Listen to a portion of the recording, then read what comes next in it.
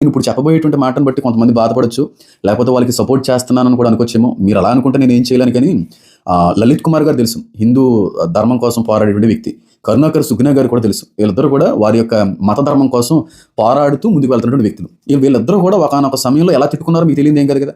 ఎంత ఒకరంటే ఒకరు పడడం, ఎంతగా వాళ్ళు దూషించుకున్నారు. ఒక అమ్మాయి పేరైతే చెప్పాలనుకోవట్లేదు కానీ, నేను ఒక భయంకరమైనటువంటి పాప సంబంధమైనటువంటి ఒక అలవాటు నేర్చేసుకున్నానన్న గర్ల్స్ హాస్టల్‌లో ఉండడాన్ని బట్టి.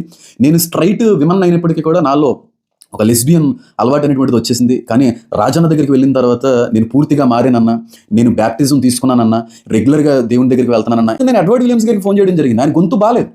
అస్సలు ఆయన మాట్లాడడం కూడా అవ్వట్లేదు. అలాంటి సందర్భంలో ఫోన్ పెట్టేసిన తర్వాత వెంటనే ఇన్‌స్టాగ్రామ్‌లో, వెంటనే వాట్సాప్‌లో పాస్టర్ ఎడ్వర్డ్ విలియమ్స్ గారికి హెల్త్ అస్సలు బాలేదు. మేము అందరూ కూడా ప్రార్థన చేయాలని పెట్టిన వ్యక్తిని. Hi praise the lord, this is pastor హేమాన్.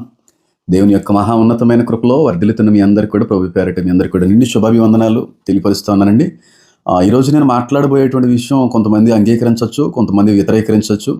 కొంతమంది మీరు అన్నది కరెక్టేనండి అని చెప్పి పాజిటివ్గా రియాక్ట్ అవ్వచ్చు. కొంతమంది ఖచ్చితంగా మీరు మాట్లాడేటువంటిది కరెక్ట్ కాదని చెప్పి నెగిటివ్గా కూడా రియాక్ట్ అవ్వచ్చు. అయినప్పటికీ కూడా ఉన్న విషయాన్ని తెలియపరచడానికి దైవ ప్రేరేపణ కలిగి ఉన్నాను కనుక నేను ఒకానొక సమయంలో చేసినటువంటి తప్పు మీరు చెయ్యకూడదు అనేటువంటి ఒక సదుద్దేశంతో మీ అందరి మంచికి కూడా ఈ విషయం తీసుకుని వచ్చే ప్రయత్నం చేస్తున్నానండి. గడిచినటువంటి వన్ వీక్ 2 వీక్స్ నుంచి ఒక వ్యతిరేకమైనటువంటి ఒక ఇబ్బంది, చాలా భయంకరమైనటువంటి నెగిటివిటీ అనేటువంటిది కొంతమంది మీద జరుగుతూ ఉంది. ఎవరు అంటే జేసీఎన్ఎం శ్యామ్ కిషోర్ గారి యొక్క కుమారుల మీద, రాజ్ ప్రకాష్ పాల్ గారి మీద మన క్రైస్తవ సమాజంలో ఉన్నటువంటి ఇంచుమించు చాలామంది వ్యతిరేకంగా వాళ్ళ మీద స్పందిస్తూ ఉన్నారు. ఏంటంటే వాళ్ళు ఆరాధనా క్రమాన్ని మార్చేశారండి. డీజే లైట్స్ లాగా లైట్స్ అరేంజ్ చేస్తూ, అలాగే అక్కడ స్మోక్ ఎఫెక్ట్ అనేటువంటిది తీసుకుని వస్తూ, ఎల్ఈడి స్క్రీన్స్ అనేటువంటిది అక్కడ ఏర్పాటు చేస్తూ, అక్కడ వచ్చినటువంటి భక్తులందరూ కూడా ఆరాధన అనేటువంటి పేరుతో నాట్యం ఆడుతున్నటువంటి, డ్యాన్సెస్ చేస్తున్నటువంటి కారణాన్ని బట్టి వారు ఒక వ్యతిరేకమైనటువంటి శక్తులుగా క్రైస్తవ్యంలో ప్రవేశించినటువంటి కొన్ని మాటలు నేను విన్నాను కనుక చెప్తున్నాను. యెజబెల్ స్పిరిట్స్ ఇవన్నీ కూడా అనేటువంటి మాటలు కూడా మాట్లాడే వాళ్ళు చాలామంది ఉన్నారండి. అయితే నేను కూడా ఒకానొక సమయంలో రాజ్ ప్రకాష్ పాల్ గారు చేసేటువంటి ఆరాధనా విధానాన్ని బట్టి నేను కూడా ఒకానొక సమయంలో ఆయన గురించి నెగిటివ్గానే రియాక్ట్ అయ్యాను. కానీ దేవుడి చేత నేను గద్దించబడ్డానండి. ఆ మాట మాట్లాడినటువంటి కొన్ని దినాలకి దేవుడు నన్ను గద్దించాడు. ఆ విధంగా మీరు గద్దించబడతారు అని అనట్లేదు, కానీ నేను చేసినటువంటి తప్పు మీరు చేయకూడదని, నేను చేసినటువంటి తప్పుని తెలుసుకొని మరొకసారి ఆ విధమైనటువంటి రీతిలో నేను మాట్లాడకూడదు అనేటువంటి ఒక నిర్ణయంలోకి వచ్చినట్టుగా కొంతమంది అయినా సరే వస్తారేమో అనేటువంటి ఒక మంచి ఉద్దేశంతోనే నేను ఈ విధంగా మాట్లాడడానికి అయితే నేను ప్రయత్నం చేస్తున్నానండి. 100% రాజ్ ప్రకాష్ పాల్ గారు, ఇనాక్ అబ్రహాం గారు, శ్యామ్ కిషోర్ గారు వారి అబ్బాయిలు చేస్తున్నటువంటి ఆరాధనా విధానం అంతా కూడా మనకు చాలా ఇబ్బందిగానే, చాలా వ్యతిరేకంగానే కనబడుతుంది. అది మన తప్పు అయితే కాదు, 100% మన తప్పు కాదు. అలాగని చెప్పి నేను వాళ్ళని వెనకేసుకొని వస్తున్నానని కాదు, కానీ ఒకసారి మీరు ఆలోచిస్తారనే ఉద్దేశంతోనే నేను ఇంతటి దానికి నేను మాట్లాడడానికి నేను సిద్ధపడి ముందుకు రావడం అనేది జరిగిందండి. ఒక విషయాన్ని గమనించండి. కొన్ని మినిస్ట్రీస్ ఉన్నాయి, క్రైస్తవ్యంలో కొన్ని మినిస్ట్రీస్ ఉన్నాయి. ఆ మినిస్ట్రీస్ నేమ్స్ నేను ఇక్కడ కనెక్ట్ చేయడం కూడా మంచిదో కాదో నాకు తెలియదు, కానీ హోసన్న మినిస్ట్రీ ఉందండి. ఒక విధంగా వాళ్ళే చూడండి, అక్కడ ఉన్నటువంటి సేవకులు ఎవరో కూడా పెళ్లి చేసుకోరు. అక్కడ ఉన్న వారందరూ కూడా వైట్ డ్రెస్తో వాళ్ళు వెళ్తూ ఉంటారు. వారి వరకు ఆ సిద్ధాంతం వరకు, వారి యొక్క అభిప్రాయం వరకు, అక్కడికి వచ్చే వాళ్ళందరి వరకు కూడా అది కరెక్టే, తప్పేం కాదు. కానీ అది కాకుండా నార్మల్ డ్రెస్సెస్ కూడా వేసుకుని పాస్టర్ అనేటువంటి వాడు పెళ్లి కూడా చేసుకోవచ్చు అనేటువంటి ఉద్దేశంతో వెళ్ళేటువంటి వ్యక్తులకి వీళ్ళు కొంచెం వ్యతిరేకంగా కనబడతారు. పాస్టర్ పెళ్లి చేసుకోకూడదని ఎక్కడన్నా బైబిల్లో రాయబడిందా? లేకపోతే వైట్ 100% వేసుకొని రావాలని ఏమైనా రాయబడిందని చెప్పి వారి మందిరానికి రానటువంటి వ్యక్తులకి వీరేదో తప్పు చేస్తున్నట్టుగా అనిపిస్తుంది. ఎందుకంటే వీరికి ఆ విధమైనటువంటి అభిప్రాయం కానీ, ఆ సిద్ధాంతం కానీ లేదు. అలాగే ఇంకొక విషయం కానీ మీరు చూస్తే, కానుకల యొక్క ప్రస్తావన లేని పరిచర్యలు చాలా ఉంటాయి. అన్నంత మాత్రం నాకు గొప్పని కాదు, కానీ ఇప్పుడు కానుకల గురించి మాట్లాడనటువంటి పాస్టర్ గారు ఎదిగినటువంటి విశ్వాసులు ఎక్కడికైనా ఎప్పుడైనా వాక్యం వినడానికి ఏ పరిచర్యకైనా వెళ్ళినప్పుడు అక్కడ ఉన్న పాస్టర్ గారు కానీ ఆ రోజు కానీ కానుకల గురించి మాట్లాడారు అనుకోండి, ఆ పాస్టర్ మంచి పాస్టర్ కాదనేటువంటి అభిప్రాయం ఈ వ్యక్తికి వచ్చేస్తుంది. ఎందుకనంటే ఈ వ్యక్తి ఎదిగినటువంటి సంఘంలో ఇప్పుడు కూడా కానుకల యొక్క ప్రస్తావన రాలేదు కనుక. ఇప్పుడు ఈ వ్యక్తి కరెక్ట్ అనుకుందామా, లేకపోతే వాళ్ళు కరెక్ట్ అనుకుందామా? ఒకసారి ఆలోచించేయండి. మూడవదిగా, కొన్ని పరిచర్లో కొంతమంది భక్తులు, కొంతమంది విశ్వాసులు ఆత్మపూర్ణులైనప్పుడు బిగ్గరగా కేకలు వేస్తూ, బిగ్గరగా భాషల్లో మాట్లాడుతున్నప్పుడు అక్కడ ఉన్నటువంటి వారందరికీ కూడా అది కరెక్ట్గానే అనిపిస్తుంది. కానీ అలాంటి అనుభవాలు లేనటువంటి పరిచర్యకి సంబంధించిన వాళ్ళు ఎప్పుడన్నా అలాంటి వారిని ఎదుర్కొన్నప్పుడు నవ్వుకునే వాళ్ళు ఉంటారు, అది తప్పు కదా అనేటువంటి వాళ్ళు కూడా ఉంటారు. ఎందుకంటే ఎప్పుడూ కూడా వీరి సంఘంలో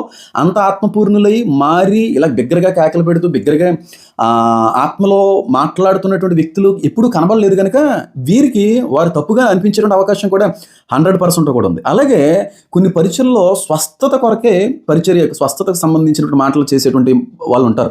వీరికి అది అక్కడ ఉన్నటువంటి ఆ సంఘానికి అది కరెక్ట్గానే ఉంటుంది. లేదంటే వేరే అసలు స్వస్థతనే మాటగా రాకుండా అసలు స్వస్థక్రియలు లేనటువంటి మాట లేదనేటువంటి విధంగా ఎదిగినటువంటి వ్యక్తి ఈ స్వస్థతలు చేసేటువంటి పరిచర్యలో వెళ్ళిన తర్వాత ఈ వ్యక్తి తప్పుడు బోధకుడు, తప్పుడు సేవకుడు అనేటువంటి అభిప్రాయం వస్తుంది. ఇక్కడ ఎవరిది తప్పు అంటే ఎవరిది తప్పు కాదండి. ఎందుకంటే నువ్వు ఎదిగినటువంటి విధానం అది, నువ్వు ఎదిగినటువంటి పరిచర్య అది. ఇవన్నీ కూడా వాక్యానికి సంబంధమైనటువంటివే, వాక్యానికి అనుగుణమైనటువంటి రీతిలో ఉన్న వాళ్ళే. కాకపోతే ఇక్కడ ఈ అలవాటు లేని వాళ్ళు వేరొక అలవాటు కలిగినటువంటి వ్యక్తులు చూసినప్పుడు తప్పు అనేటువంటి అభిప్రాయం కలగడం అనేది 100% కూడా నిజమే. వారికి ఆ అలవాట్లో వెళ్ళేటువంటి ఆ సిద్ధాంతంలో వెళ్ళేటువంటి వ్యక్తులకి ఈ అలవాటు చూసినప్పుడు ఇది తప్పు అని అనిపించేటువంటి ప్రమాదం కూడా ఉంది. కొంతమంది ఇప్పుడు ఆత్మతో ఆరాధించే వాళ్ళు ఉన్నారండి, ఆత్మతో ఆరాధించిన వాళ్ళు కూడా ఉన్నారు.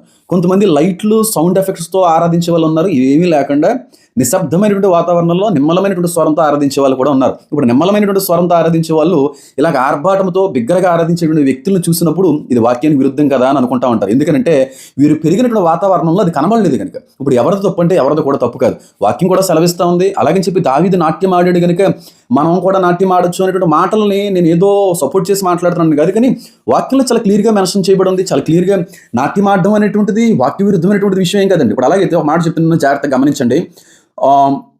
ఒకవేళ నిజంగా దేవుడు మాట్లాడినటువంటి మాట ఏంటంటే 100% ఆయన చెప్పిన మాట ఏంటంటే నన్ను దేవుడు ఆత్మ గనుక ఆయన ఆరాధించేవారు ఆత్మతోనూ సత్యముతోనూ ఆరాధించాలి అనేటువంటి మాట వాక్యంలో రాయబడింది. కానీ ఇప్పుడు ఆరాధన చేస్తున్నాము, ఆరాధన జరిగిస్తున్నాము, పాటల్లో మేము పాలు పంచుకుంటున్నాము, ఆరాధన దైవజనురాలో జరిగించినంతసేపు కూడా మేము కూడా వాళ్ళతో ఏకీభవించి ఆరాధన చేస్తున్నాము అనేటువంటి వ్యక్తులను అడుగుతున్నాను, నిజంగా మీరు ఆత్మతో సత్యముతో ఆరాధిస్తున్నారా? నిజంగా ఇప్పుడు వాళ్ళ డిస్కో లైట్లు, సౌండ్ ఎఫెక్ట్స్, LED స్క్రీన్స్ అనేది ప్రక్కన పెడదామండి. వాళ్ళ ఆత్మతో ఆరాధించట్లేదని అనుకుందాం. ఇవి ఏవీ లేకుండా ఆరాధిస్తున్నాము అనేటువంటి ఒక అభిప్రాయంలో వెళ్ళేటువంటి పరిచయాలు చాలా ఉన్నాయి కదా. ఇప్పుడు వీరు చేసేటువంటి ఆరాధన అంతా కూడా ఆత్మతో సత్యముతో చేసే ఆరాధన అని అంటారా? అంటే ఆ రాజ్ ప్రకాష్ పాల్, JCNM పరిచయాలను ప్రక్కన పెడదాం, మిగిలిన చాలా పరిచయాలు ఉన్నాయి. లేకపోతే వాళ్ళ మీద నెగిటివ్గా కమెంట్ చేసేటువంటి వ్యక్తులను అడుగుతున్నాను, మీ చర్చిలో లైట్స్ లేవు, డిస్కోస్ లేవు, ఎఫెక్ట్స్ లేవు, LED స్క్రీన్స్ లేవు, నిమ్మలమైన స్వరంతో నెమ్మదైనటువంటి స్వరంతో ఆరాధిస్తున్నారు. ఆ ఆరాధనలో ఆత్మారాధన ఉందా? ఒకసారి ఆత్మతో ఆరాధించడం అంటే ఏంటి, అసలు ఆత్మతో ఎలా ఆరాధించాలనే ఆలోచన కూడా లేదు. కాబట్టి ఇప్పుడు ఆ విధంగా చెయ్యకుండా ఆరాధించే వాళ్ళందరూ కూడా ఆత్మతో సత్యముతో ఆరాధించే వాళ్ళు అంటే కాదు కదా. అసలు ఆత్మతో ఆరాధించడం అంటే సంపూర్ణంగా దేవునికి ఆ వ్యక్తి సమర్పించుకొని దేవుని ఎదుట పూర్తిగా లొంగిపోయినటువంటి వ్యక్తి ఆరాధన, ఆత్మారాధన. ఇది ఆల్రెడీ నేను చాలా విషయాల్లో సందర్భాల్లో కూడా చెప్పే ప్రయత్నం చేశాను. ఒక వ్యక్తి దేవునికి సంపూర్ణంగా తనను తాను సమర్పించుకొని దేవుని ఎదుట సంపూర్ణ విధేయత కలిగినటువంటి వ్యక్తిగా మారి ఆయన ఎదుట మోకరిల్లి ఆయన ఎదుట శిరస్సు వహించి ఆరాధించేవాడు ఆత్మతో సత్యముతో ఆరాధించేటువంటి వ్యక్తి. మరి ఈ అనుభవం ఇప్పుడు ఆరాధన నార్మల్గా చేయాలనేటువంటి వ్యక్తుల్లో కనబడుతుందంటారా? నిజంగా దేవునికి తన జీవితాలను సమర్పించుకున్నటువంటి వ్యక్తులు ఉన్నారంటారా? ఇప్పుడు రాజ్ ప్రకాష్ పాల్, JCNM, ఇనోక్ అబ్రహాం వాళ్ళ పరిచయం గురించి కొంచెం ప్రక్కన పెడదాం. మిగిలిన వారి గురించి బ్యాడ్గా నెగిటివ్గా కమెంట్ చేసేటువంటి వ్యక్తులు మాట్లాడుతున్నాను. మీరు అవి ఏమీ లేవు, మీరు ఆరాధిస్తున్నారు, ఫైన్, చాలా మంచిదే. కానీ మీరు ఆరాధించే ఆరాధనలో ఆత్మారాధన ఉందా? నిజంగా మీ జీవితాలు దేవునికి సమర్పించుకున్నారా? సంపూర్ణంగా దేవా మా జీవితాలు మీ కొరకైనా అయ్యా అనేటువంటి ఒక ఉద్దేశంతో, సదుద్దేశంతో దేవునికి సమర్పించుకున్న జీవితాలు ఎన్ని ఉన్నాయంటారు? అంటే మనం కూడా హిపోక్రైట్సే, మనం కూడా వేషధారులే అన్నమాట, అంతే కదండి. ఎవరి జీవితాలు ఎవరు దేవుడికి సమర్పించేసుకున్నారండి? ఎవరి జీవితాలు దేవుడికి సమర్పించుకున్న నిజంగా దేవుని కొరకు తన జీవితాన్ని సమర్పించుకున్నటువంటి వ్యక్తి అయితే ఒక సంబంధమైన ఆలోచన ఆ వ్యక్తిలో కనబడదు. అంటే పాస్టర్ గారు మీరు ఏమైనా పూర్తిగా దేవునికి మీ జీవితాన్ని సమర్పించుకున్నారు అనేటువంటి కమెంట్స్ కూడా చేస్తారేమో. నేను అదే చెప్తున్నానండి, దేవునికి తనను తాను దేవునికి సంపూర్ణంగా సమర్పించుకున్నట్టు చాలా కష్టతరమైనటువంటి విషయం అది. నిజంగా అలా సమర్పించుకున్నటువంటి వ్యక్తి అసలు ఈ లోకానికి ఒక విరోధిగా కనబడతాడు. నిజంగా ఆత్మతో సత్యముతో ఆరాధించేటువంటి పరిచర్లు నాకు తెలిసినంత వరకు ఏదో ఆరాధన జరుగుతుంది, పాటలు పాడుతున్నాం, స్తుతిస్తున్నాం, కీర్తిస్తున్నాం, కొనియాడుతున్నాం, ఇంతవరకు. కానీ ఆత్మారాధన చాలా పరిచయం లేదు. అన్నంత మాత్రం దేవుడు వచ్చేసి మీరు ఆత్మతో సత్యముతో ఆరాధించమంటే చెయ్యట్లేదు కనుక మిమ్మల్ని ఖచ్చితంగా నశింపజేస్తాను, ఖచ్చితంగా మీరు శిక్షకు అర్హులు, కాబట్టి మీరు చేసేటువంటి వాక్య విరుద్ధమైనటువంటి అనుభవాలు మీలో కనబడుతున్నాయి కనుక ఈ పరిచర్య రాంగ్ పరిచర్య, మీరు కరెక్ట్ వాళ్ళే కదని చెప్పి దేవుడు ఏమన్నా మనకు అనుగ్రహించిన ఆత్మను ఏమన్నా తీసుకుని వెళ్ళిపోయాడండి? అంటే ఒక్కొక్కరు ఒక విధమైనటువంటి రీతిలో ఎదుగుతూ ఉంటారండి. అందరూ ఒకే స్థానంలోకి వస్తారని కూడా బైబిల్ ఎక్కడ చెప్పట్లేదండి. ఒకరు 30 దంతులు ఎదుగుతారు, ఒకరు 60 దంతులు ఎదుగుతారు, ఒకరు 100 దంతులు ఎదుగుతారు. మనం 100 దంతులు ఎదిగిన వాళ్ళు 30 దంతులు ఎదిగినటువంటి వ్యక్తులు చూసి తప్పు అనిపిస్తూ ఉంటుంది. ఏమో అది దేవుడి చిత్తమా, లేకపోతే కొన్ని పరీక్షలు అంతవరకే ఎదుగుతాయనేటువంటి మనకు తెలియదు. మనకు కావాలంటే ఎదిగేది కాదు కదా.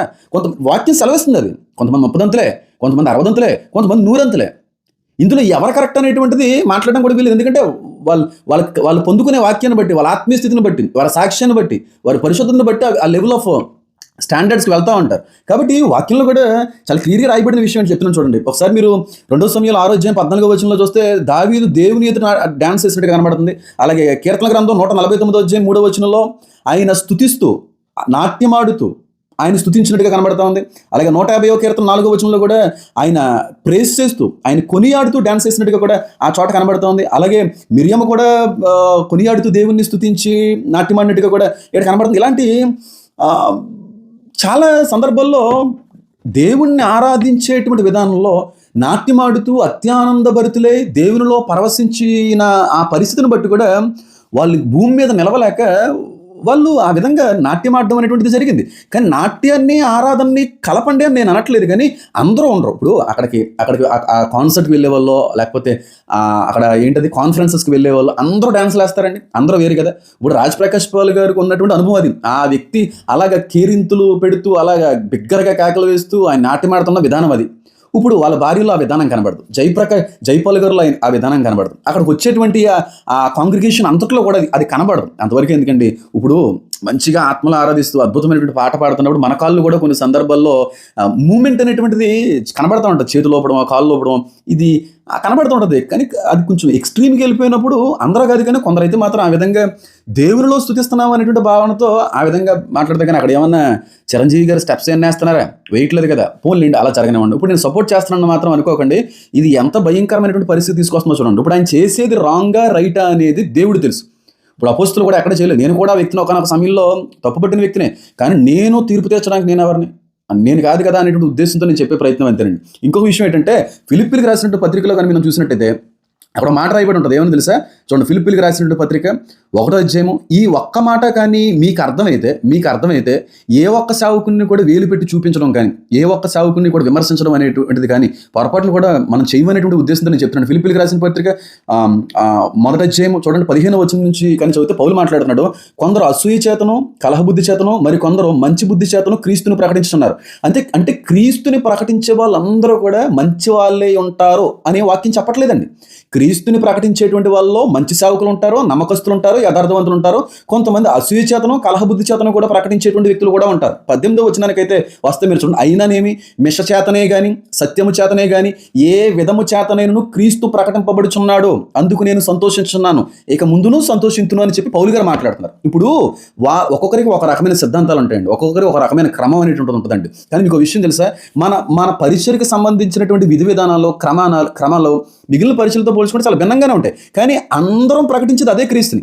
మనందరి దేవుడు ఒకటే, కాకపోతే అక్కడ సిద్ధాంతపరమైనటువంటి వ్యత్యాసాలు కనబడుతున్నాయి, కానీ ప్రకటించేది ఈ దేవుడినే. వాడు మంచి ఉద్దేశంతో చేస్తున్నాడా, డబ్బులు ఆశించి దేవుడి పరిచయం చేస్తున్నాడా, లేకపోతే ఆకర్షించాలనేటువంటి ఉద్దేశంతో దేవుడి పరిచయం చేస్తున్నాడా, లేకపోతే రకరకాలైనటువంటి చెడ్డ అభిప్రాయాలతో కూడినటువంటి పరిచయం జరిగిస్తున్నారా అనేది నేను పట్టించుకోను. కానీ స్వార్థ వెళ్తుందా లేదా, నా క్రీస్తు ప్రకటించబడుతున్నాడా లేదా, అది నాకు సంతోషం అని చెప్పి పౌలు గారు మాట్లాడుతున్నారు. ఇప్పుడు ప్రకాష్ పాల్ గారు ప్రకటించే దేవుడు మన దేవుడు, జేసీ అన్న మినిస్ట్రీ ప్రకటించే దేవుడు మన దేవుడు, జాన్ పాల్ గారి దేవుడు మన దేవుడు, హోసన్న మినిస్ట్రీస్ ప్రకటించే దేవుడు మన దేవుడు. ఇంచుమించుగా మనం అందరం ప్రకటించేది ఒకే దేవుడిని. కానీ సిద్ధాంతపరమైనటువంటి వ్యతిరేకతలు, ప్రత్యేకతలు, భిన్నత్వాలు కనబడతాయి, కానీ మనం అందరం కూడా ఒకే దేవుని ప్రకటిస్తున్నాం అనేటువంటి విషయాన్ని ఎందుకు గమనించలేకపోతున్నారు?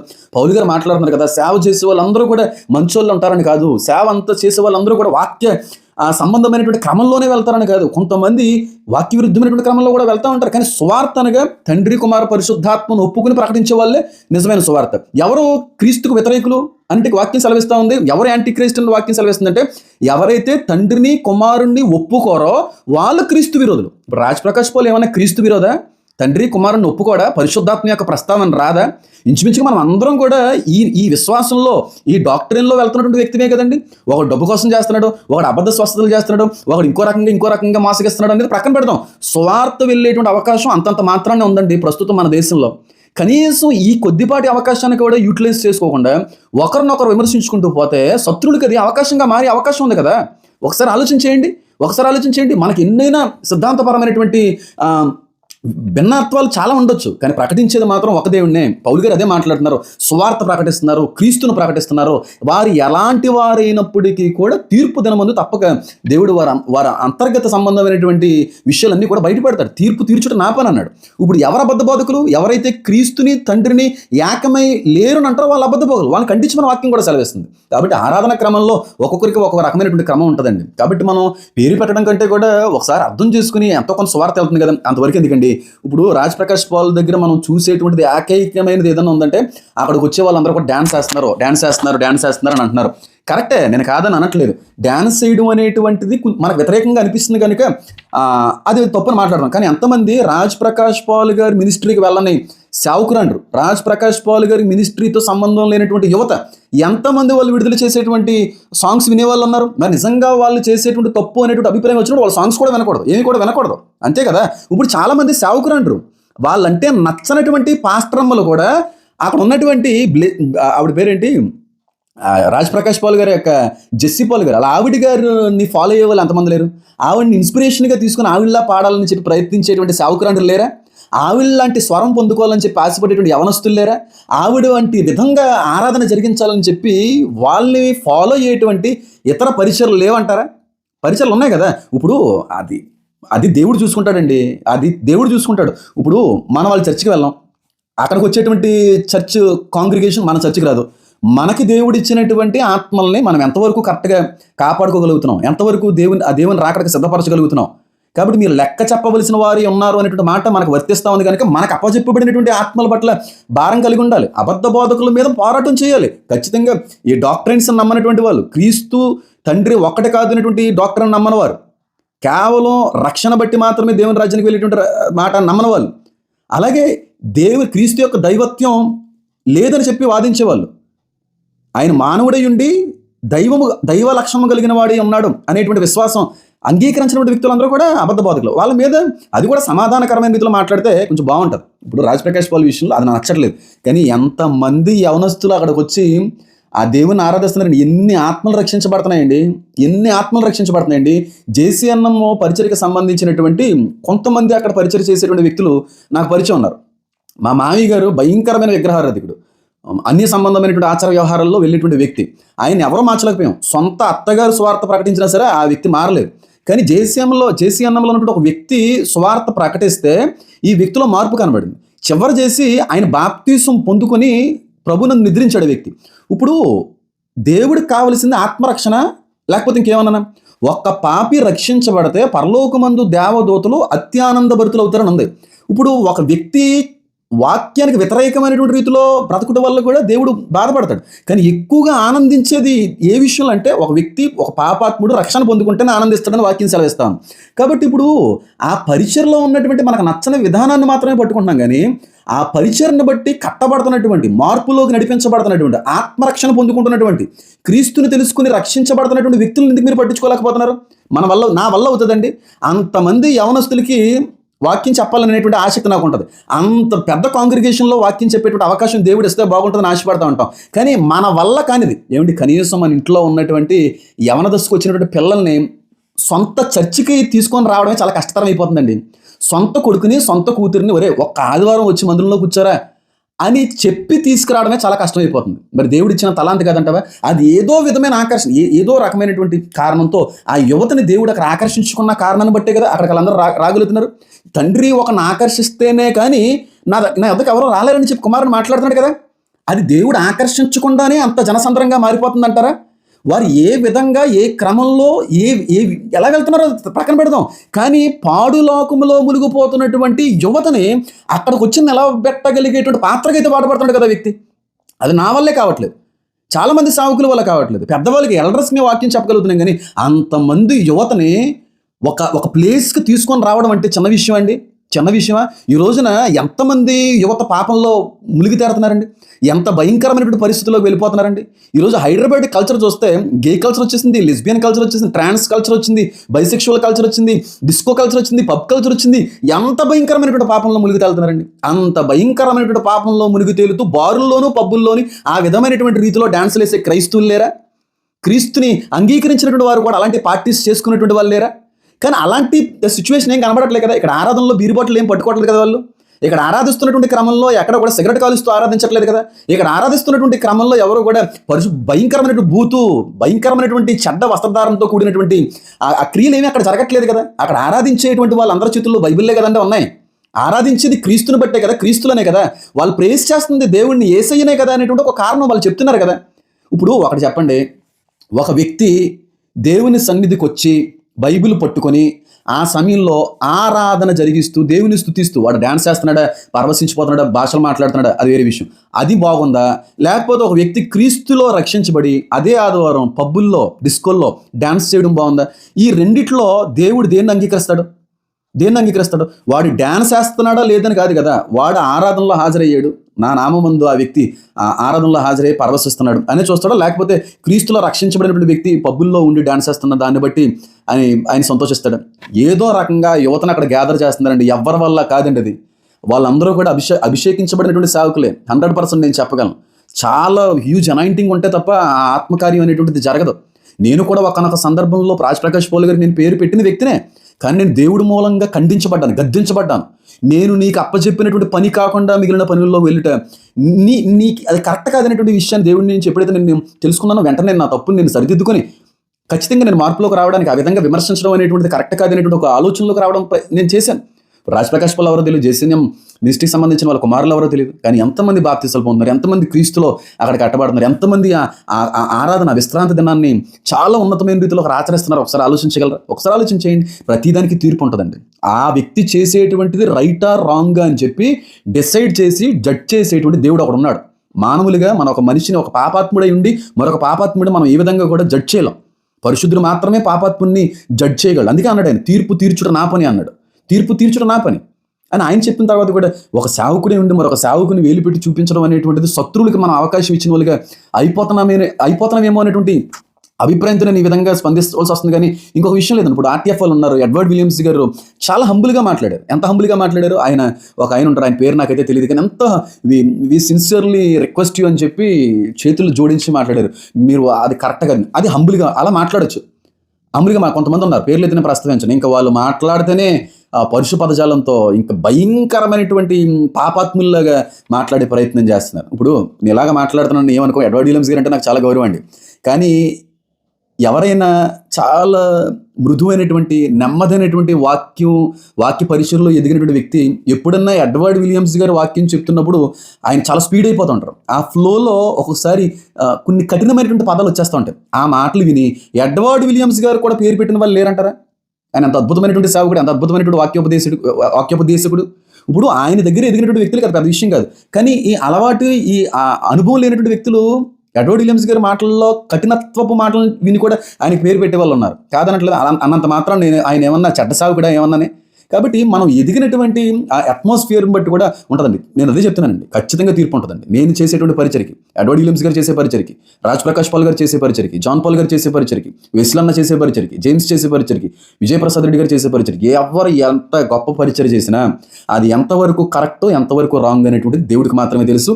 దానికి సంబంధించినటువంటి విమర్శదనం కూడా ఉంది. ఖచ్చితంగా వాటన్నిటికీ కూడా తీర్పు తీర్చేటువంటి దేవుడు ఉన్నాడు కనుక సువార్త క్రీస్తుని మనం ప్రకటించే క్రీస్తుని వాళ్ళు కూడా ప్రకటిస్తున్నారు కనుక మనం ఎవరినైతే దేవుడి నుంచి అంగీకరించాము అదే దేవుని వాళ్ళు కూడా ఆరాధిస్తూ ఉన్నారు కనుక ఈ సిద్ధాంతాల్లో, ఈ క్రమాలు, ఈ విధి విధానాల్లో భిన్నత్వాలు కనబడచ్చు. కానీ క్రీస్తు నందు మనం అందరం కూడా ఏకమే ఉన్నాము, ఐక్యత కలిగి ఉండాలి, సహోదరుల ఐక్యత కలిగి ఉంటే ఎంత మనోహరమో అంటున్నాడు ఆయన. కానీ సాతాను కూడా వచ్చి మన మధ్యన మనకే విరోధ భావాన్ని, మన మధ్యన మనకే శత్రుభావాన్ని తీసుకుని వచ్చి పెట్టేస్తున్నాయండి. చాలా ఆత్మలు అక్కడ కట్టబడుతున్నాయండి. మా వల్ల కాదండి, చాలా పెద్ద పెద్ద పాస్టర్ల వల్ల కూడా కానిది, చాలామంది తల్లిదండ్రుల వల్ల కూడా కానిది ఆయన అక్కడ జరిగిస్తున్నాడు. చాలా ఆత్మలు అక్కడ రక్షించబడుతున్నాయి. నేను కొంతమందిని అడిగాను, మీరు అక్కడికి వెళ్ళిన తర్వాత మీలో కనబడేటువంటి మార్పు ఏంటంటే, అన్న నేను ఈ కల్చర్లో ఉన్నానన్నా, నేను ఈ అలవాట్లు ఉండేవన్న కొంతమంది లేడీస్ని పేరైతే ప్రస్తావించాను, కానీ రాజ్ ప్రకాష్ పాల్ చర్చ్కి వెళ్ళేటువంటి యువతలో కొంతమంది నాతో ఇంటరాక్ట్ అవుతూ మాట్లాడారు. అన్న, నేను అసలు సండే వర్షిప్కి వెళ్ళేవాని కాదన్న, ఆదివారం అసలు నేను చర్చికి వెళ్ళేవాని కాదన్న. ఆదివారం ఆఫీస్ అయిన వెంటనే ఉదయం నుంచి రాత్రి వరకు ఫ్రెండ్స్తో ఫుల్గా త్రాగుతూ ఎంజాయ్ చేసేవాడిని అన్న. కానీ ఈ రోజున ఫ్రెండ్ పిలిచాడని చెప్పి ఒకనొక రోజు నేను వెళ్ళి అక్కడ వర్షిప్లో నేను గ్యాదర్ అయిన తర్వాత నేను ఈ రోజుకి కూడా నేను వర్షిప్ మానలేకపోతున్నాను. ఇదే కదండి దేవుడు కోరుకునేది. ఇది కాదా దేవుడు కోరుకునేది? ఒకసారి ఆలోచించేయండి. ఒక అమ్మాయి పేరైతే చెప్పాలనుకోవట్లేదు, కానీ నేను ఒక భయంకరమైనటువంటి పాప సంబంధమైనటువంటి ఒక అలవాటు నేర్చేసుకున్నానన్న గర్ల్స్ హాస్టల్లో ఉండడాన్ని బట్టి. నేను స్ట్రైట్ విమన్ అయినప్పటికీ కూడా నాలో ఒక లెస్బియన్ అలవాటు అనేటువంటిది వచ్చేసింది. కానీ రాజన్న దగ్గరికి వెళ్ళిన తర్వాత నేను పూర్తిగా మారానన్నా, నేను బ్యాప్టిజం తీసుకున్నానన్నా, రెగ్యులర్గా దేవుని దగ్గరికి వెళ్తున్నానన్నా. ఇది చెప్తున్నారండి కొంతమంది తల్లిదండ్రులు. మా పిల్లలు మా మాట వినలేదు, కానీ ఈ రోజు చెప్పకుండా వెళ్ళి చర్చిలో కూర్చుంటున్నారండి. ఇదంతా కూడా దేవుడు చూస్తున్నాడు కదా. దీన్ని చూద్దాం, మంచిని చూద్దాం. దేవుడు అనుకున్నటువంటిది జరుగుతుందా లేదనేటువంటి చూద్దాం. మనకు నచ్చనిది, వాక్య విరోధంగా కనబడేటువంటిది ఏమన్నా కనబడుతున్నప్పుడు ప్రార్థిద్దాం. ప్రభువా, ఇది మరి నా వరకు అయితే మాత్రం కరెక్ట్గా అనిపించట్లేదు, కానీ వారు మాత్రం వారికి అంతటా వారు సమర్థించుకుంటున్నారు. ఇది ఎంతవరకు నీ దృష్టికి ఆమోదమైనది నాయన, ఎంతవరకు మీరు అంగీకరిస్తున్నారు నాయన అని చెప్పి ప్రార్థన చేసి, ఒకవేళ నా ఆలోచన రాంగ్ అయితే తండ్రి నన్ను సరిచేయండి, నన్ను మార్చండి, నా ఆలోచన విధానాన్ని మార్చండి. ఒకవేళ ఆ వ్యక్తి చేసేటువంటిది మీకు వ్యతిరేకమైనటువంటిది అయితే ఖచ్చితంగా ఆ వ్యక్తితో మాట్లాడండి. ఆ వ్యక్తి మారడానికి మీరు కృప చూపండి, ప్రార్థన చేద్దాం. ప్రార్థన చేయడం తప్పేం కాదు కదా. ప్రార్థన పరిస్థితులు మారుస్తుంది కదా. ఇప్పుడు రాజ్ ప్రకాష్ పాల్కి నాకు ఏదో పెద్ద ఫ్రెండ్షిప్ ఉంది కాబట్టి ఇలా సపోర్ట్ చేసి మాట్లాడడం అనుకోకుండా, అసలు కదమ్మా. రాజ్ ప్రకాష్ పాల్ని ఇప్పుడు వరకు నేను పర్సనల్గా కలిసింది కూడా లేదు. రీసెంట్గా ఆ నెంబర్ కావాలంటే నాకు తెలిసినటువంటి రిక్కీ ఇంచుమించుగా అందరూ పాస్టర్స్తో కూడా మంచి ఫెలోషిప్ కలిగి ఉంటాడు. అబ్బాయిని అడగడం జరిగింది, కానీ నేను మాట్లాడాలి అనుకున్నాను, కానీ మాట్లాడలేకపోయాను. నేను చెప్పేది ఏంటంటే, నేను చెప్పాలనుకుంటున్నటువంటిది ఏంటంటే, ఇప్పుడు రాజ్ ప్రకాష్ పాల్కి మందిరం లేదండి. సొంత మందిరం అనేటువంటిది అక్కడ వాళ్ళకి పొందుకునే అవకాశం లేదు. మొన్నటి వరకు అయితే కొన్ని గవర్నమెంట్స్ని బట్టి, ఒత్తిడిని బట్టి, ప్రెషర్ని బట్టి డబ్బుతో కొందామన్నా కొనవలేదు. మరి ఇప్పుడు ఒక సేవకుడికి మందిరం లేకుండా పరిచయం చేస్తానంటే అది కొంచెం బాధే కదా. ఎక్కడో అద్దెలు కట్టుకొని మందిరం జరిగించాలి, పరిచయం జరిగించాలంటే చిన్న విషయమే కాదు కదా. కాబట్టి మనమైనా సేవకులుగా అయినప్పుడు మాకు చిన్న మందిరం ఉంటే బాగుండు, మాకు సొంత సంఘానికి ఒక మందిరం కట్టుకోవాలని ఆలోచన మనకే ఉంటుంది కదా. కానీ బైబిల్లో ఎక్కడన్నా పాస్టర్లకి మందిరాలు కట్టుకోమని ఎక్కడన్నా దేవుడు చెప్పాడా? చెప్పలే కదా. మరి మనం మందిరాలు కట్టుకుంటున్నాం, మరి దేవుడు దీన్ని ఎలా చూస్తాడంటారు? ఒకసారి ఆలోచించండి. ఇప్పుడు మనం ఆలోచిస్తే మనలోనే బోల్డ్ అన్ని దూలాలు ఉన్నాయి, అది మనకు తెలియట్లేదు అంతే. ఇప్పుడు ఆయనకి మందిరం లేదని చెప్పి ఆయన అంత ప్రార్థన చేయమన్నారు. ఇప్పటి వరకు నేను అడుగుతున్నాను, ఆయనకి సంబంధం లేనటువంటి వ్యక్తులు ఎంతమంది ఆయన కోసం ప్రార్థన చేశారండి? మీరు నమ్మంటే నమ్మకపోండి, నేను జెన్యూన్గా మాట్లాడుతున్నాను, ఉన్న విషయం మాట్లాడుతున్నాను. నా ఫాలోవర్స్ తెలుసు, ఇన్స్టాలో ఫాలో అవుతున్నటువంటి వ్యక్తులు తెలుసు, ఎఫ్బీలో ఉన్న వాళ్ళకి, యూట్యూబ్లో ఉన్న వాళ్ళకి, వాట్సాప్లో ఉన్న వాళ్ళకి తెలుసు. ఆ వ్యక్తి మందిరం కోసం ఏడుస్తూ మందిరం కావాలి ప్రార్థించండి అని అడిగినటువంటి ఆ మాటను విన్నటువంటి నేను వెంటనే ఇన్స్టాగ్రామ్లోని, వాట్సాప్లోని రియాక్ట్ అయ్యి, రాజ్ ప్రకాష్ పాల్ అనేటువంటి సావుకుడికి దేవుడు మంచి మందిరం, మంచి స్థలం ఇచ్చేలాగానే ప్రార్థించండి అని చెప్పి, ప్రార్థన నేనే కాదు కానీ అనేక మందితో చేయవలసిన అవసరం మనకు ఉందని చెప్పిన సేవకుడు నేను. ఇప్పుడేం కాదు, ఆ డేట్తో పాటు ఇక్కడ నేను యాడ్ చేస్తాను, ఫోటో కావాల్సి చూడండి. ఒకరోజు నేను ఎడ్వర్డ్ విలియమ్స్ గారికి ఫోన్ చేయడం జరిగింది. ఆయన గొంతు బాగాలేదు, అసలు ఆయన మాట్లాడడం కూడా అవ్వట్లేదు. అలాంటి సందర్భంలో ఫోన్ పెట్టేసిన తర్వాత వెంటనే ఇన్స్టాగ్రామ్లో, వెంటనే వాట్సాప్లో పాస్టర్ ఎడ్వర్డ్ విలియమ్స్ గారికి హెల్త్ అస్సలు బాగాలేదు, మేము అందరూ కూడా ప్రార్థన చేయాలని పెట్టిన వ్యక్తిని, విమర్శించే వ్యక్తిని కాదండి. పాస్టర్లు అందరి యొక్క యోగక్షేమం కొరకు ఒక పాస్టర్ అర్థం చేసుకోకపోతే ఎలా చెప్పండి? ఇప్పుడు రాజు గారు ఉన్నారు, ఆయన పేరు నాకు అంత ఐడియా లేదు, కానీ ఆయన పెద్ద సేవకులు, మంచి లిరిసిస్ట్, ఆయన మంచి సింగర్, మంచి వర్షిప్ లీడర్, మంచి ప్రేచర్. ఆ వ్యక్తి గుంటూరుకు సంబంధించిన ఆయన, వాళ్ళ అమ్మాయి గారు కూడా మంచి పాట పాడారు. ఆ పాట అంటే కూడా నాకు చాలా ఇష్టం. ఏంటో ఆ వ్యక్తి పేరు అయితే నాకు గుర్తు రావట్లేదు, కానీ ఆ వ్యక్తికి హెల్త్ బాగాలేదు. నాకు ఎలా తెలుసు అంటే, నేను ఒక కారణాన్ని, ఒక విషయం నిమిత్తమే వాళ్ళ బ్రదర్ గారికి నేను ఫోన్ చేయడం జరిగింది. చేస్తే, సార్ ఇలాగా హైదరాబాద్లో ఉన్నారండి, ఆయనకి కాలు ఏదో ఆపరేషన్ అయిందండి, కాబట్టి ఆయన కొంచెం ఇబ్బందిగా ఉన్నారండి అనేటువంటి మాట వాళ్ళు మాట్లాడారు. వెంటనే నేను వాట్సాప్లో రియాక్ట్ అయ్యాను. అర్జెంటుగా పాస్టర్ గారి కోసం, రాజు గారి కోసం ప్రార్థన చేయండి, ఎడ్వర్డ్ విలియమ్స్ గారి కోసం ప్రార్థన చేయండి. ఒక సేవకుడే ఉండి, ఒక సేవకుడు పరిచయం చేయడం ఎంత కష్టమో, అందులో ఈ దేశంలో పరిచయం చేయడం ఎంత భయంకరమైనటువంటి పరిస్థితో, ఎంత ప్రతికూలమైనటువంటి పరిస్థితితో తెలిసిన వ్యక్తిగా అందరు సేవకుల్ని సమానంగా ప్రేమించి, వాళ్ళ యొక్క యోగం, వారి యొక్క క్షేమం కోరి, వాళ్ళు బాగుండాలి, వాళ్ళందరూ బాగుంటేనే కదండి ఈ రోజున మనం అందరం మారేది, మన జీవితాలు బాగుండేవి, మన కుటుంబాలు బాగుండేవి. నేను ఒకనొక సమయంలో పాపంలో బ్రతికిన వ్యక్తిని. ఆ రోజు నుంచి కూడా ఆ రాజ్ ప్రకాష్ పాల్ పాటలకు నేను ఆకర్షించబడింది. ఎడ్వర్డ్ విలియమ్స్ గారి యొక్క వాక్యానికి నేను కట్టబడిన వ్యక్తిని. అన్నంత మాత్రం వాళ్ళు ఏదో తప్పు కనబడిందని చెప్పి వెంటనే నా మార్పు కారమైనటువంటి వ్యక్తిని అలా దూషించగలను నేను?